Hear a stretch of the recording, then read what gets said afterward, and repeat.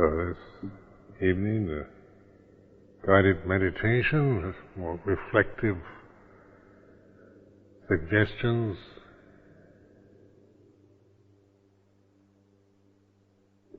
The important thing is the actual doing of it. I mean, when you think about meditation and you get caught in endless doubts, should I do anapanasati, sweeping, sound of silence, metta? Should I count or not count or use mantra? Or then the thing is to just, the point is to do it. So like with anapanasati, just go to the breath, With the sweeping, just go to the sensations of the body. So it's an act of, it's a kind of, important thing is doing it rather than trying to figure out what you should do or how you should do it, whether you're doing it right or whether you're doing it wrong or which is the best, what is suitable for you, what you've heard, what you've read in books, what other people tell you, and pretty soon you're in a state of paralysis, unable to move. So it's just like with going right to the breath. Remember that the Paccuppanna Dhamma, the here and now, is a samruam, this collecting on one point, this present moment. Being here with the way it is. So we start from very obvious things the way they are. The breath is like this, sensations, bodily sensations as we sweep through the surface of the body, from the top of the head down to the soles of the feet. The sound of silence, here and now, isn't it? The cosmic primordial sound, here and now.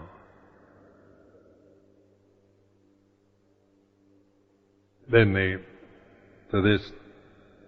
are the what I use as a basis. When I don't know what to do, then I just go right. Sometimes I'll just use the sound of silence. Just tune into that. Or if I want something to do, then I sweep through the body. And relax. If I feel the body's tense, or feel tensions or kind of discomfort, physical discomfort, and I spend a lot of time just sweeping the body in this attitude of metta. And then to sharpen up concentration on anapanasati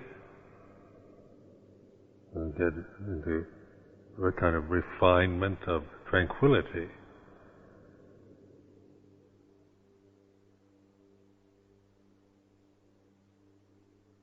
Then the attitude of metta is, as I was saying last night, it's this total acceptance, non-judgmental, unconditioned love. You can use unconditioned love. In a sense, love isn't liking, not approving. It doesn't necessarily mean approving or liking. Love is the ability to accept things for what they are.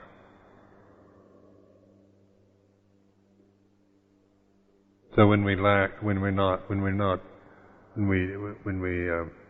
not in this state of awareness, then our life is very much picking and choosing, making judgments of, I don't like this, this shouldn't be, this person shouldn't be like this, I shouldn't think like this, they shouldn't act like that, the government shouldn't be like this, they should be like something else. So I can't possibly love somebody who says who is so insensitive and cruel in their behavior. I can't possibly love somebody like that. And we go on and on endlessly in terms of approval and disapproval, liking and disliking, and thinking love is something that is synonymous to liking or approving. Whereas unconditioned love or metta, no conditions on it. There's no deals you're making. Whether somebody's being absolutely rotten and stupid and horrible, it doesn't destroy the love.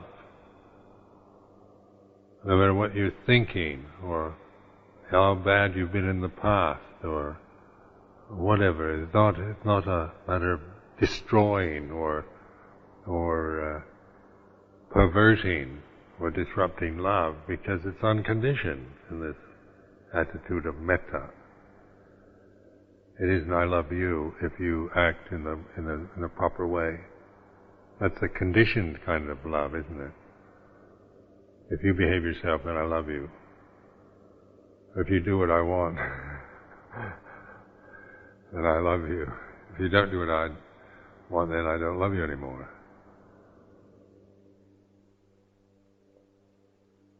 So this is a reflection, isn't it, on say the grandness, the kind of all-inclusiveness of metta.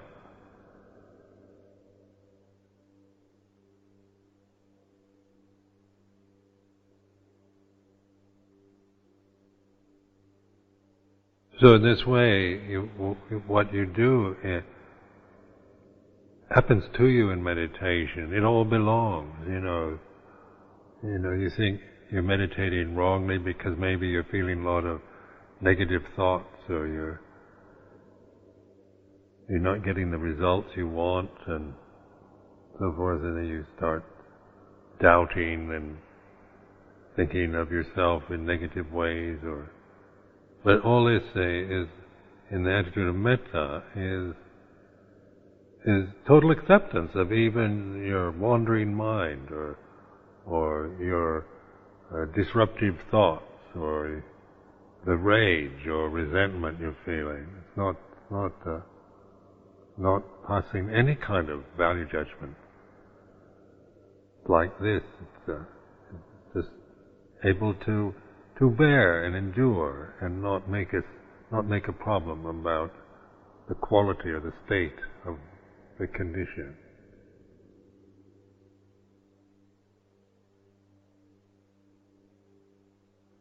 So how do you do that? There's an attitude, and then in this awareness, isn't it? This pure state of awareness, it's a transcending the conditions. When you're aware of, say, a bad mood, that awareness is not the mood, isn't it? The bad mood can't observe itself. But that which observes, the knower, the knowing, the aware, that which is aware, the awakened one knows, the Buddho. So that's the transcendent state, just by attention, just by paying attention to the present, whatever the condition might be. The attention is what you take refuge in, not in the condition. Don't take any refuge in the conditions, because they'll only lead to more confusion.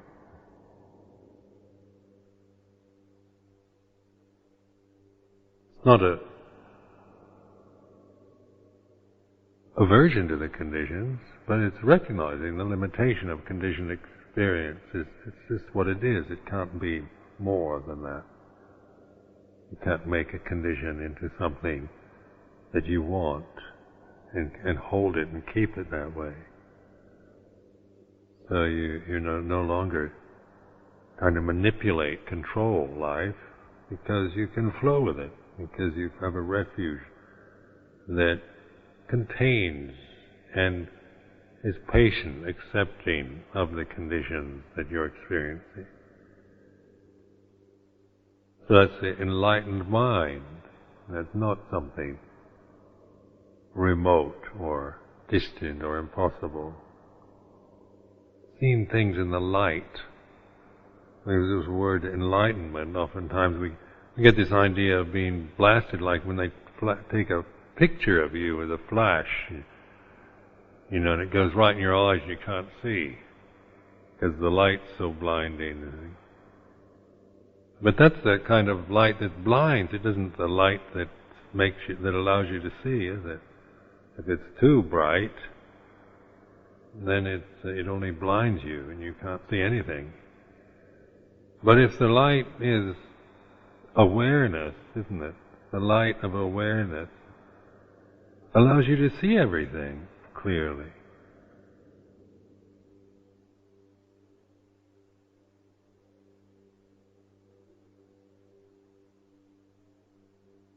So it's not a blinding light.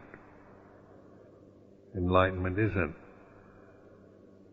being zapped and going into a fit over a kind of big flash of fiery light, but it's the ability to trust and rest in a state of awareness, where the light is enlightening things, lightens up everything. You can, if things are lit up properly, then you can see everything for what it is.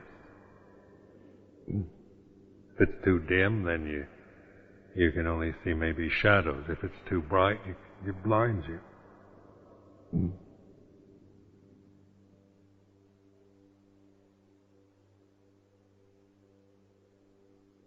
So now this practice,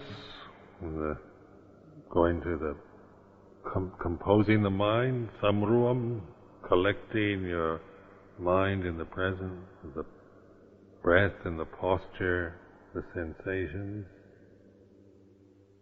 this attitude of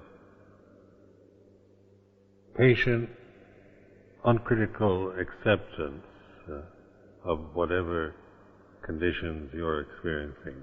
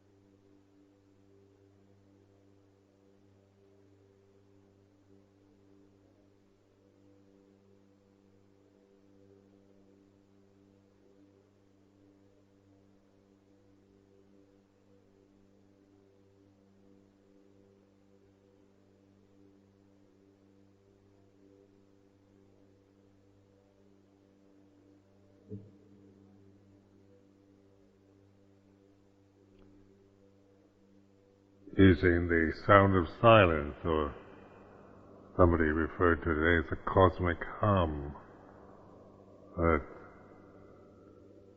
scintillating, kind of almost electric sound, background sound. So when your mind is open and relaxed, you begin to notice this. Even though it's going on all the time, we don't generally notice.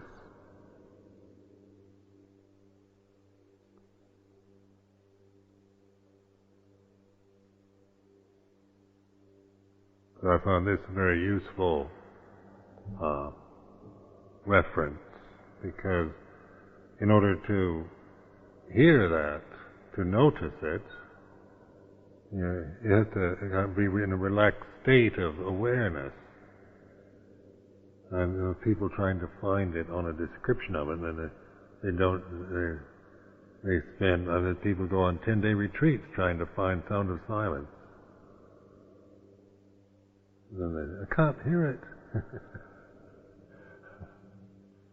What's wrong with me? And they're trying to find something. Whereas there's not something you have to find, it's open to. There's more, it's listening. And those listening, ability to listen, isn't it, is where your mind is in a receptive state. You're not trying to solve any problems or anything, you're just listening. So you're actually putting your mind into this receptive awareness.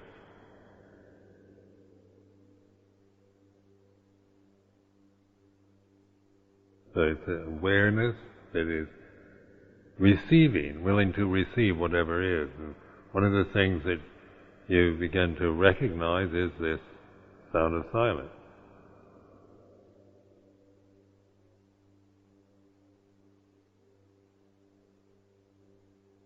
And some people get averse to it. They think, one woman started hearing it and then she wanted to stop hearing it, so she'd resist it.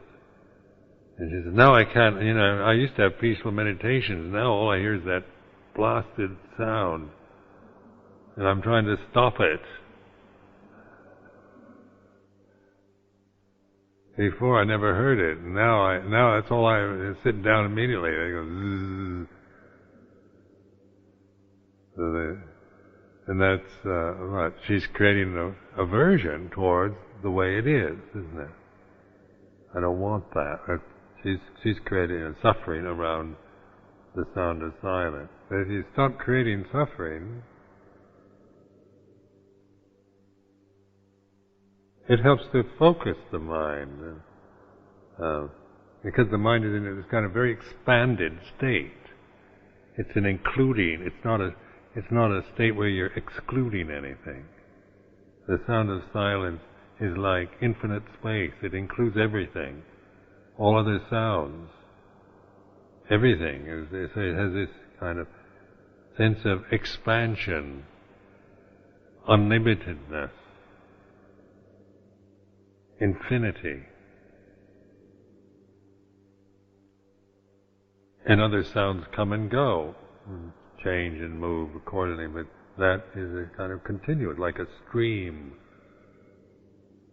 And in last January I was giving a retreat up in Chiang Mai in northern Thailand, in this place called Pongyang, and it is this lovely resort, mountain resort with this waterfall and stream, and they built the meditation hall right by the stream. The sound of the waterfall and the stream is continuous. It's quite loud.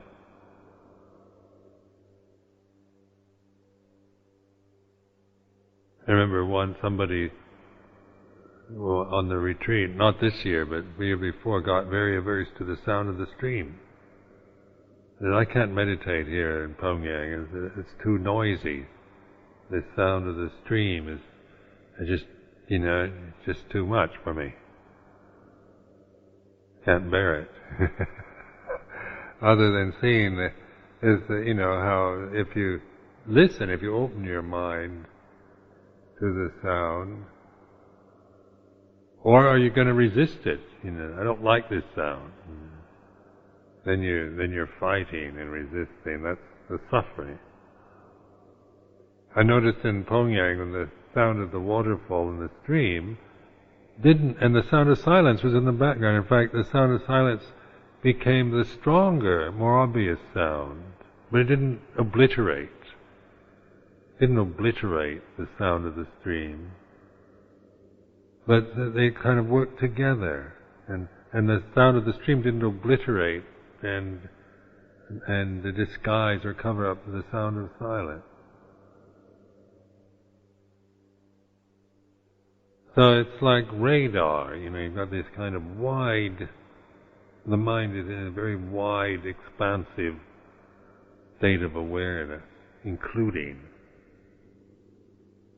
open to, including, receptive, rather than shut off, closed, controlled.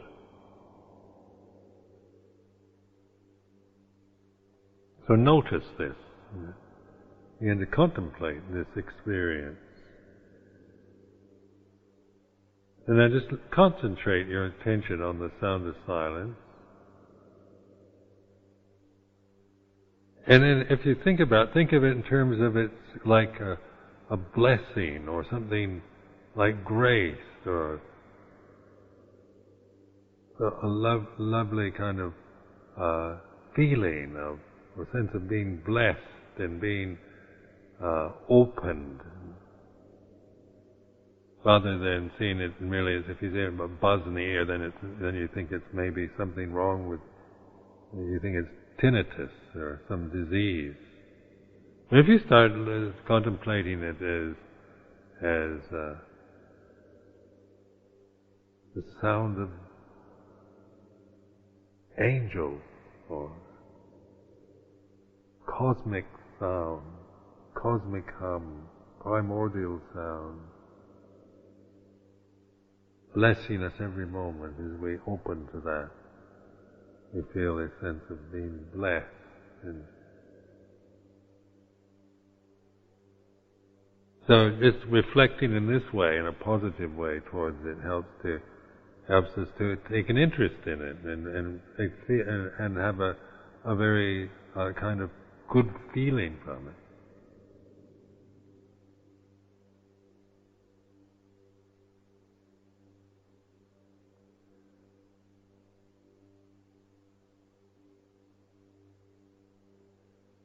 You can begin to contemplate non-thinking, because when you're just listening to the cosmic sound,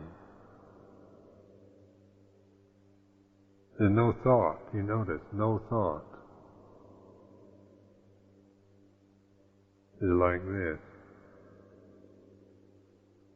Emptiness. Emptiness.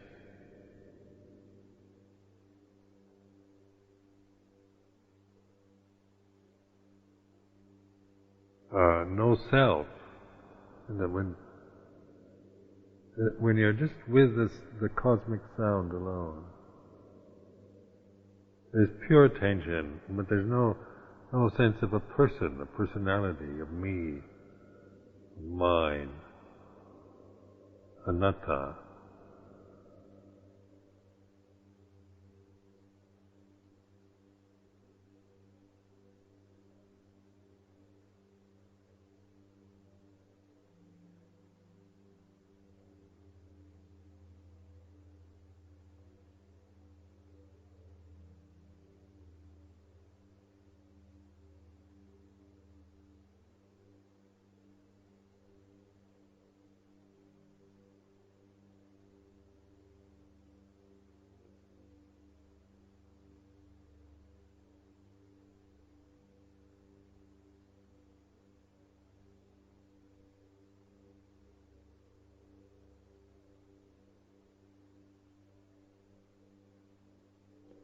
Relax into the sound. Not to try to force attention on it, just a sense of relaxing, resting, peacefulness.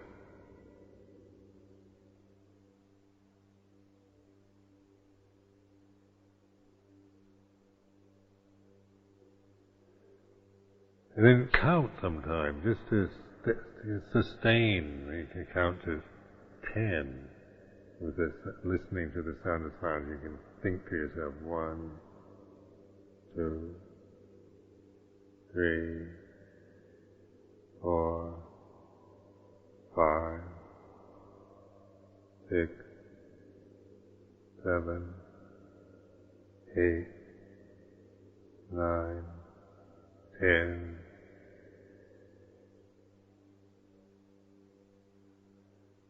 There's a way of kind of sustaining, because the mind is not used to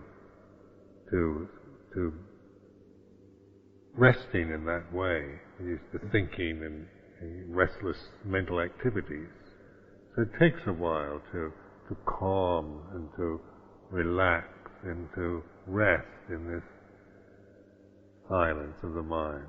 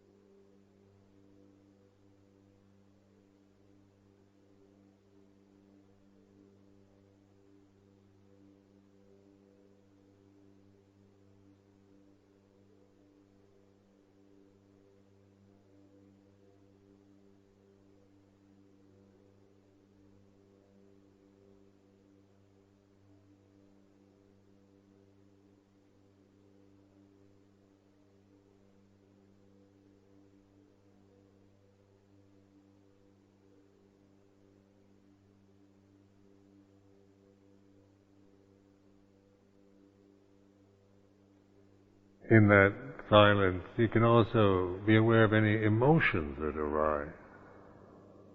It's not an annihilating emptiness. It's not a kind of sterile nothingness. Is it? It's full. It's embracing. So you can be aware of just the movements of emotion.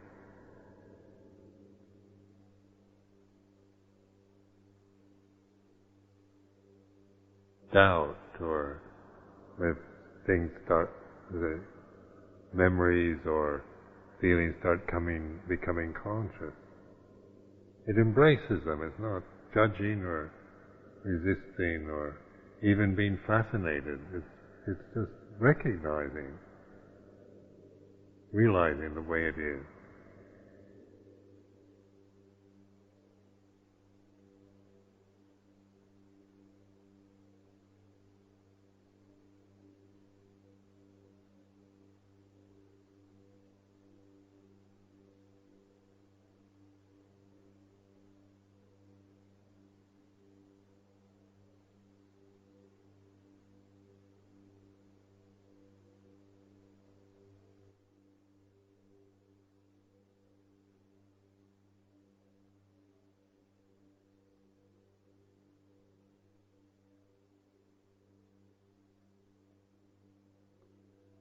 With the sound of silence, because we tend to use the word sound itself, or perceptual conditioning of our mind. We connect sound with ears. So it's like a buzzing in the ears, maybe at first. We hear it as a buzz in the ears, because it's just the impression of sound is always connected to the ears. But you can plug your ears up and you can still hear it. Or you can, when you're swimming underwater, you can hear the sound of silence.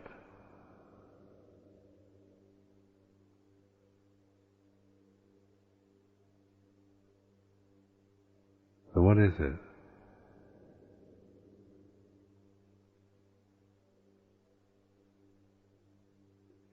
And then you kind of realize it's more like it's everywhere rather than in the ears. That perception of it's in my head, like the mind is in the brain or the sound is in the ears. You see, you're changing from that kind of very conditioned way of experiencing through this sense of self and the cultural conditioned attitudes we hold, to a much more kind of wider understanding of the way it is.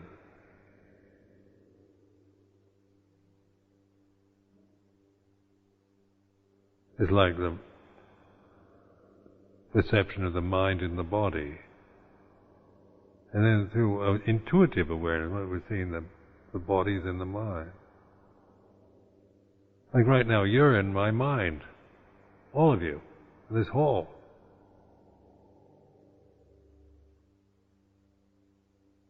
You're in the mind.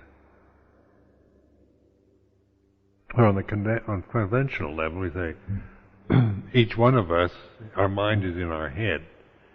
So you're sitting over there with a mind in your head. Sister Kobe, a mind in her head. Meiji Rene, a mind in her head. Anagarika Yaku with mind in his head. There's all these different heads with minds in them.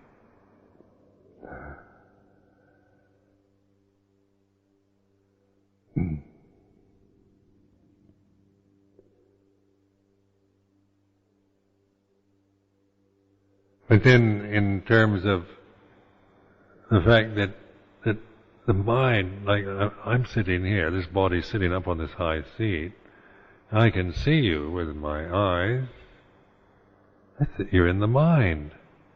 You're not in my head. I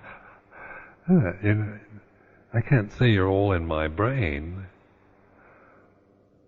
but the mind is not that capable. There's no limit to it.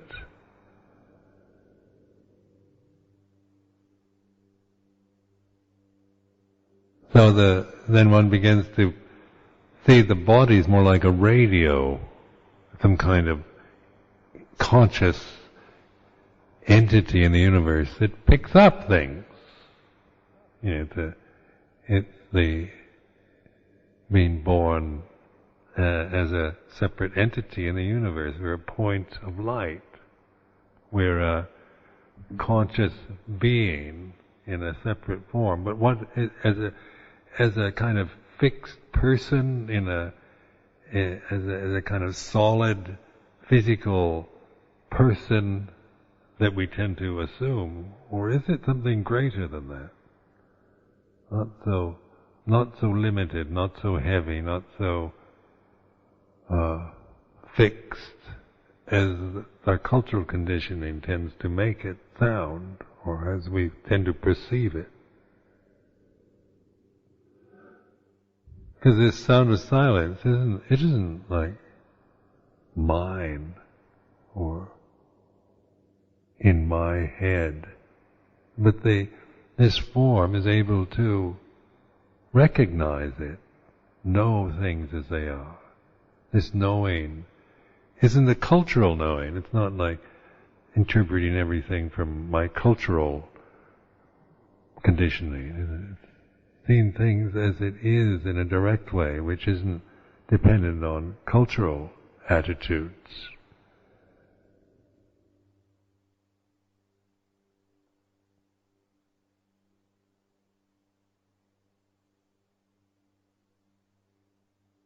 So we begin to really understand anatta, non-self.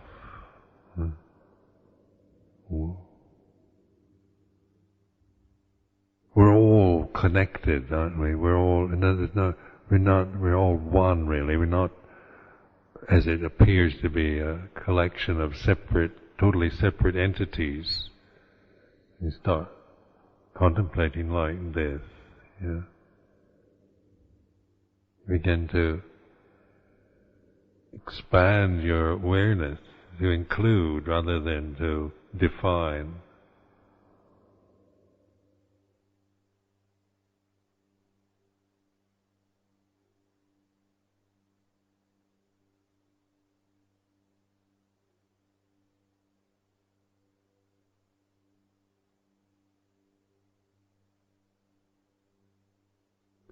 So in terms of meditation, where you're establishing awareness on this samruam in the present, collecting, recollecting, contemplating one-pointedness in the present, paccuppanna dhamma, the body, the breath, the sound of silence.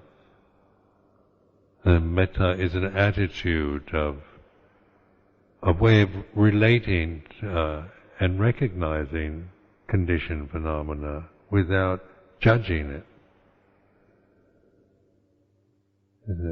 Because otherwise we tend to make judgments, value judgments about what we're experiencing on a personal level. One person is feeling peace, the other person is feeling restless, another person is feeling inspired, another person's feeling bored, and another person's feeling, high, another low.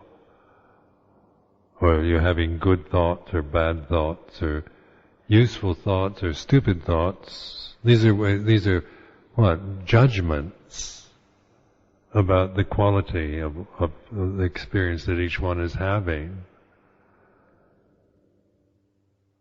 They stupid thoughts or good thoughts or bad thoughts. But in terms of knowing, isn't it? We're knowing that thought is the condition rising and ceasing.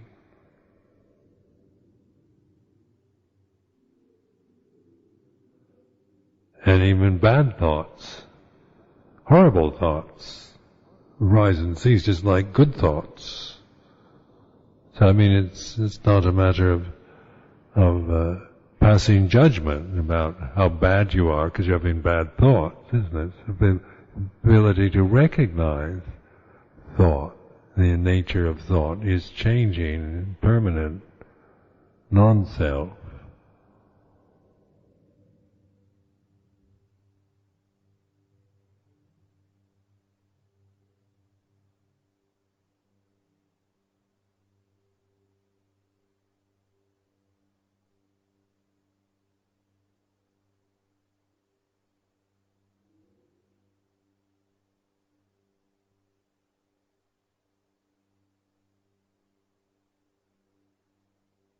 So now just use this cosmic hum, this gentle stream flowing, sense of flowing, scintillating sound. Just get familiar with it.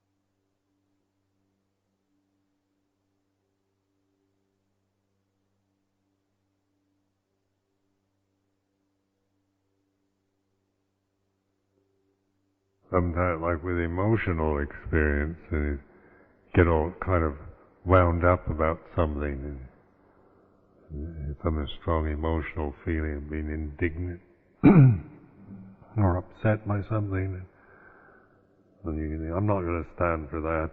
Oh, I've had enough. Then go into the sound of silence and count to 5 to 10. See what happens. That's to experiment with it. You can be here, right at this moment. Oh, I'm fed up, totally fed up. I'm had enough. This is it. And then go into the silence.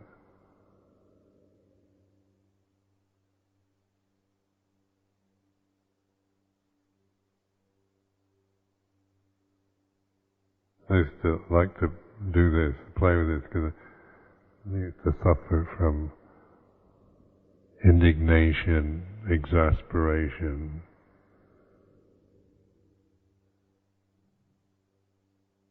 being fed up.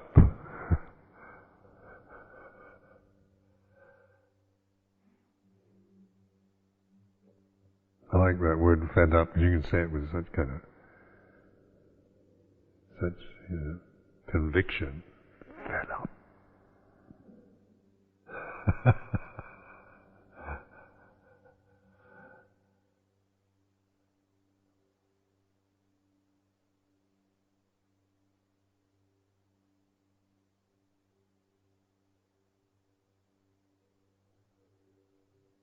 But the way of training the mind, like this cosmic sound, the sound of silence, it's really a natural sound.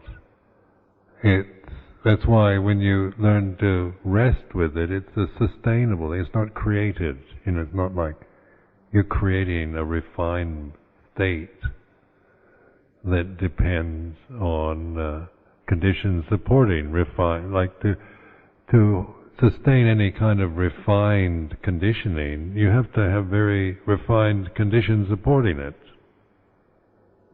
So you can't have coarse, raucous, noisy, loud, nasty things happening when you're and still sustain a sense of refinement in your mind, because the conditions won't allow that.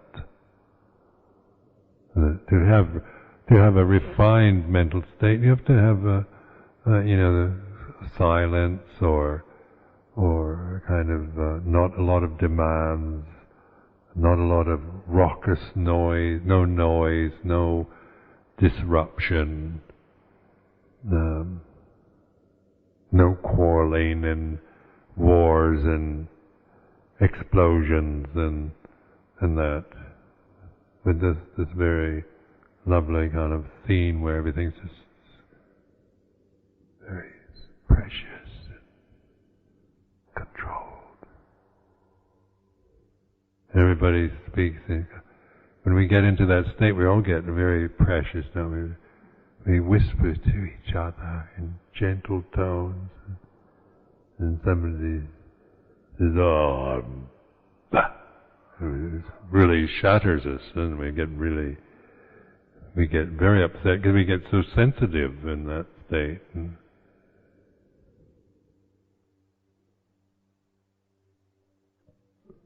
Being in the military, you get used to coarseness.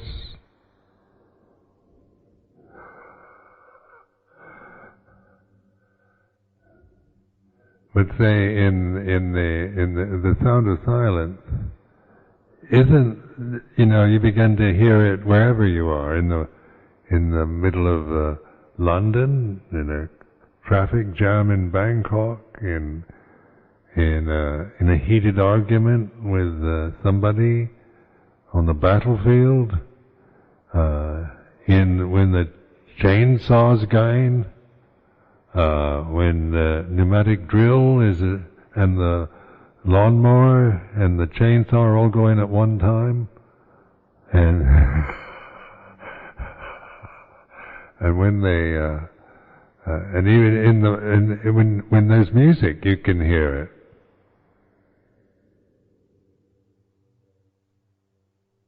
So it's learning to detect it, isn't it? That's why it's like a challenge.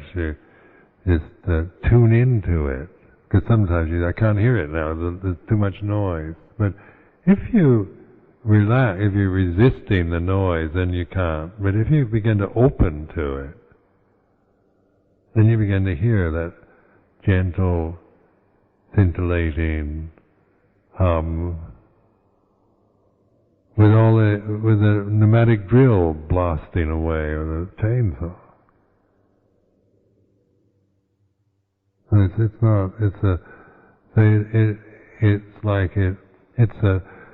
It integrates, it allows us to integrate mindfulness and meditation into movement, work, busyness. Like if you're in the kitchen, or washing dishes, or walking from here back to your room, or driving a car, or whatever. It helps to, it doesn't make you heedless. It increases it allows you to be fully with what you're doing. It isn't it's a kind of distracting thing that makes you heedless if you're washing the dishes. It increases your mindfulness. It helps you to wash the dishes fully, to be really with the washing of the dishes, rather than just washing the dishes in your mind, you're thinking about all kinds of other things. Or when you're walking from here back to your room, you can be thinking about everything else. And if you use the sound of silence, it helps to be with the walking. Be mindful and with the very action that's happening in the present.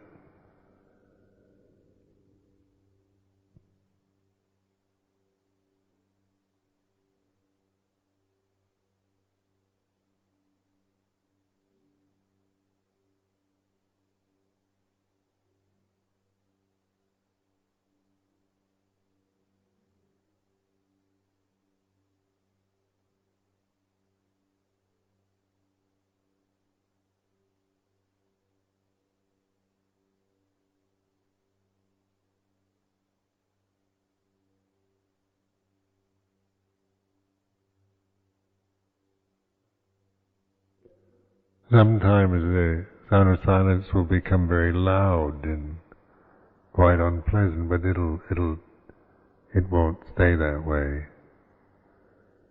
I remember one time it really was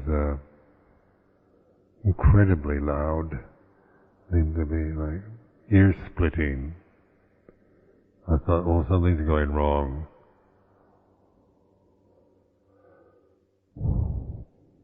Then it changed, and then I tried to get it loud again. I couldn't.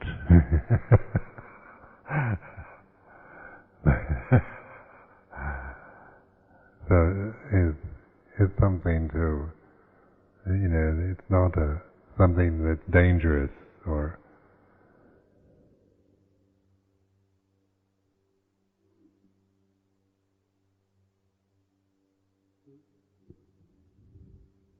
I mean, how you look at it in terms of, it being, if you resist or are negative towards it, you're creating that negativity towards it.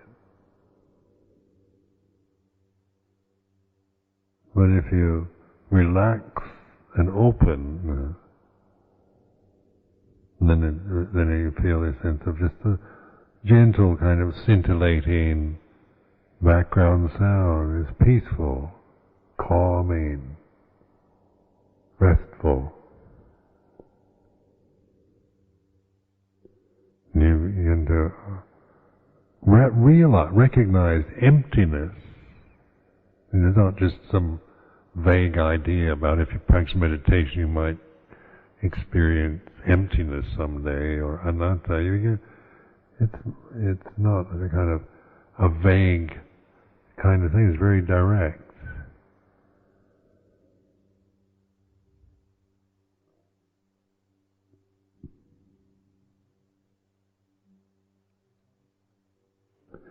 And contemplate what self is, in that emptiness and sadhana.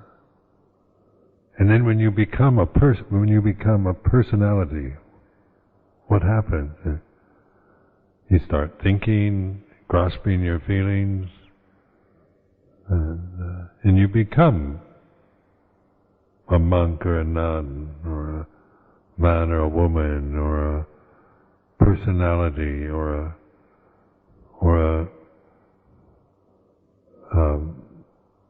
Pisces or an Aries, or a Asian or a European or an American, or an old man or a young woman, or whatever. It's through thinking, grasping at perceptions, Vedana Sanya Sankara, we start getting wound up into that, and then we become. But in this emptiness, there's no nationality. It's not English, particularly. English comes and goes. Thai comes and goes. It's a pure intelligence. Doesn't belong to anybody or any group. So then you start recognizing when you've become somebody and when there's nobody, when there's atta and there's anatta. Like in this emptiness, there's anatta, there's no Ajahn Sumedho right now.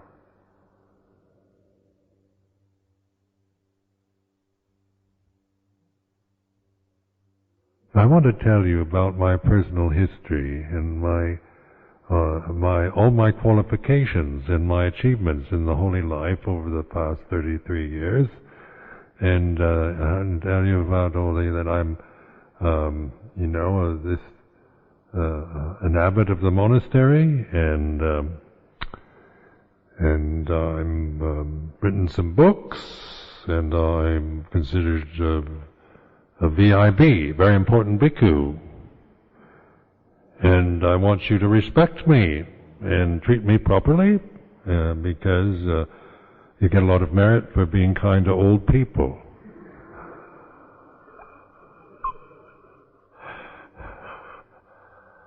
That's Ajahn Sumedho.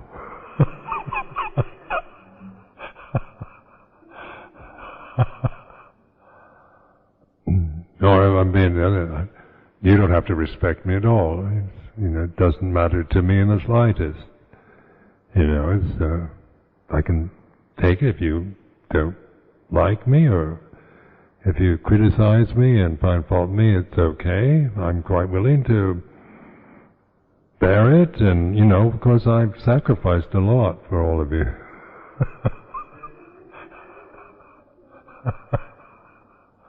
That's Ajahn Sumedho again. Born again. And then gone now.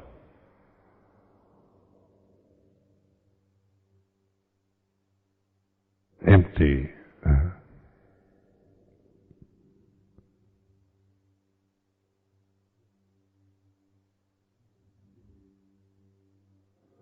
So you can, just by exploring this, you get to really understand, what atta is, self, when you become a personality and so forth. And when there's no person, but there's still awareness, isn't it? It's an intelligent awareness. It's not a unconscious, dull stupidity. It's bright, it's clear, intelligent, emptiness. And then you can see when you become, you're feeling sorry for yourself, thinking about what I think, if you want my opinion. Let me tell you what's wrong with you. That kind of thing.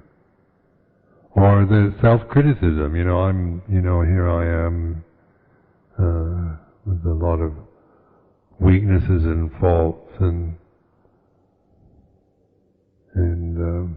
so forth, and then I start thinking about what's wrong with me. And then it stops, and there's this silence. But there's still, the silence is bright and clear, intelligent silence. And then we begin to, I find, preferring this silence than this endless kind of proliferating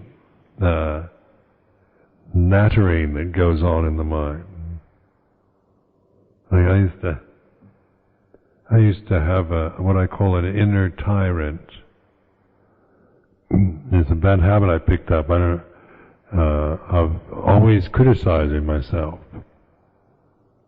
There's a real tyrant. I think there's nobody in this world that has been as tyrannical and as critical and as nasty to me as I am. even the most critical person who's harmed and made me miserable has never made me as miserable, relentlessly miserable as I have. This inner tyrant. There's a real wet blanket of a tyrant. It's always, no matter what I do, it's never good enough. It's always, even if everybody says, "Oh, Ajahn Sumedho, you gave such a wonderful desana," and the inner tyrant says, "No, it wasn't. You shouldn't have said this, and you didn't say that right." So it seems to just go on in kind of endless, perpetual obloquy of criticism and fault finding.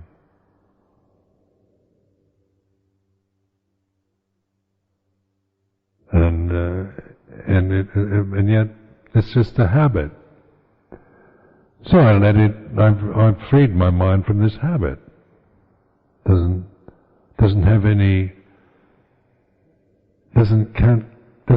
footing anymore.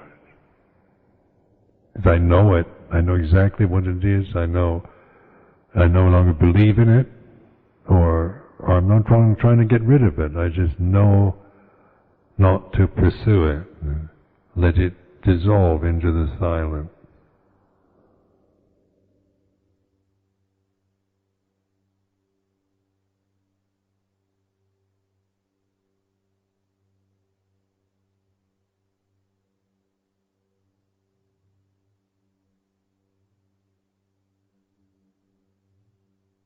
And that's really a way of breaking these habits, a lot of these emotional habits we have that kind of plague us and obsess our mind. You can actually train your mind to, not through rejecting or denial, but through understanding and cultivating this silence. So this silence don't use it as a way of annihilating or getting rid of, but a way of resolving, liberating your mind from, say, obsessive thoughts or negative attitudes that can just kind of endlessly plague conscious experience.